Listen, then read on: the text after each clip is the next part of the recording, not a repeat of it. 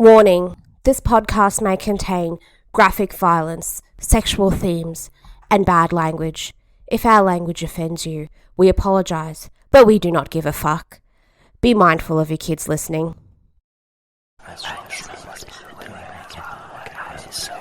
The Evil Never Dies Podcast.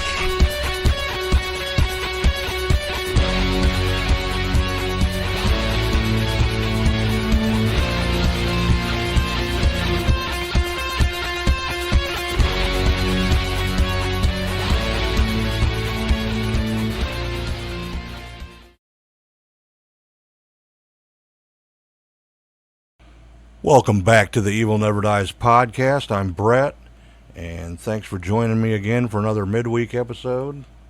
Hope everybody's doing okay this week so far.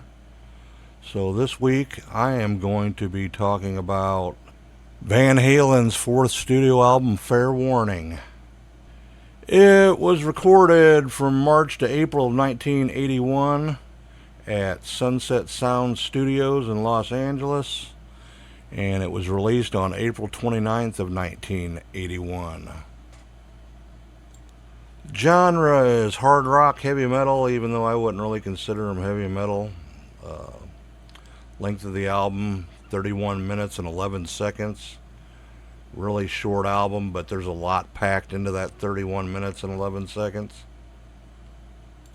The label was Warner Brothers Records, and it was produced by Ted Templeman. Engineered by Don Landy, Gene Maros, and Joe Mata. Cover design by Pete Angelus, based on the actual artwork on the cover is by a guy by the name of William Kurlick, and his painting The Maze, which he based on his messed up childhood, basically, I guess. The insert photography was done by Neil, I'm gonna butcher this fucking name, Zlazauer. Neil Zlazauer. He did the band pictures that's inside the album. Alright, the band itself, we got David Lee Roth on lead vocals, Eddie Van Halen, guitar, synthesizer, and backing vocals, Michael Anthony, bass guitar, backing vocals, and Alex Van Halen on drums. It debuted at number 5 on the Billboard Top 200, but at the end of the year it went down to 76. So, and it hit double platinum. But despite that, this was actually their lowest selling album of the David Lee Roth era. The critics liked it, though. It got positive reviews from everybody, so...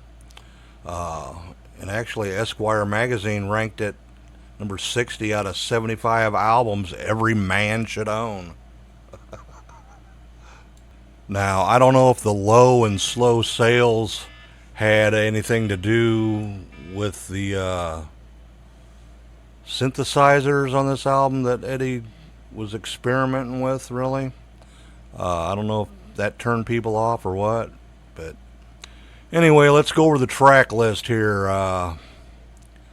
Side 1, track 1, Mean Street. Track 2, Dirty Movies. Track 3, Sinner's Swing. Track 4, Hear About It Later. On to side 2, track 5, Unchained. And that was released as a single. Track 6, Push Comes to Shove. Track 7, So This Is Love. That also was a single. Track 8, Sunday Afternoon in the Park, which is an instrumental with very heavy synthesizers on there. And track 9, One Foot Out the Door. And that is the track listing for Fairwarning. Alright, let's talk about the tour. This was their biggest tour to date so far. And this is also the tour that they started for their tour contract then they started the no brown M&M deal. I guess they had a 53-page contract that the promoter would have to fulfill with all kinds of crazy shit on there. And the brown M&M deal was one of them, where they had to have a bowl of M&Ms backstage with all the brown ones taken out. And come to find out, they did this to see if the promoter actually read the entire contract. And I think they actually did cancel shows because of it too. The tour started on May 12th, 1981 in Halifax, Nova Scotia. I wonder if our buddy Gazoo's seen this show. He lives up in them neck of the woods up there in Canada. Now, in some of the bigger cities, they actually did 2 and 3 night shows at some of the bigger venues on this tour. And they actually recorded 3 shows in Oakland, California on June 11th, 12th, and 13th. And used that footage to do the music videos for Unchained and So This Is Love. But they had to cut a bunch of the live stuff out on the 3rd show because, like, David Lee Roth, I guess he didn't have the best night that night and drank a little bit too much Jack Daniels. And they also did 2 nights in Dallas at the old Reunion Arena on September 10th and 11th of 1981. And then they winded up the tour actually opening for the Rolling Stones in Orlando, Florida on October 24th and 25th of 81. And that's all I have for the tour. Alright, here's my take on Fair Warning. I remember when this came out, I actually bought this with birthday money. I turned 14, and I remember where I bought it. I bought it at Co-op Records and Tapes in Peoria, Illinois. And I actually bought this on vinyl and cassette tape because my stereo I had at home didn't have a cassette. It only had the record player and turntable and 8-track player on it. But I did have a little cassette boom box, so I bought both. Now, when I got it, I wasn't disappointed with this album, really. I thought maybe Eddie went a little hard on the synthesizers on this. But it fit, I guess. I don't like this album as much as I do the first 3 with Dave. But it does have a lot of good songs on there for as short as the album is, being only 31 minutes long. So, alright, with that being said, I'm going to rate this at a 3.5. Like I said, I like the first 3 albums better. So 3.5 for Fair Warning. And that's all I got for this midweek. Hit and like that subscribe button on the YouTube. Check us out on the social media. Leave us a review on Apple or a rating on Spotify or whatever platform you're using to listen. Would appreciate it. And that's all I got for this week, everybody. Thanks for listening and watching, and stay evil.